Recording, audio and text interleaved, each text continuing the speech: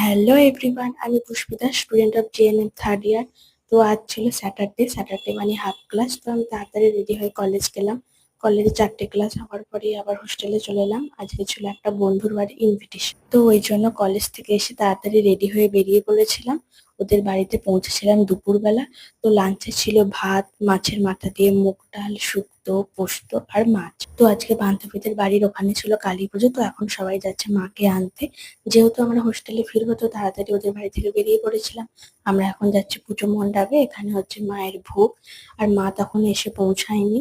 আমরা তো ভেবেই নিয়েছিলাম যে মাকে দেখতেই পাবো না, কিন্তু আমাদের ভাগ্য এতই ভালো ছিল, যখন আমরা ফিরছি মা তখনই আমাদের সামনে দিয়ে যাচ্ছে। তারপর হোস্টেলে ফিরে গেলাম। বান্ধবীর মা খাবার প্যাক করে পাঠিয়ে দিয়েছিল। তো আজকে ডিনারে ছিল নান, চানা পনির আর আলুর দম। রাতে আমি কিছু ড্রাই ফ্রুট শুক করতে দিলাম কাল মর্নিং এর জন্য। এরকম ভিডিও ভালো লেগে থাকলে লাইক, কমেন্ট, সাবস্ক্রাইব করে দিও। Good night.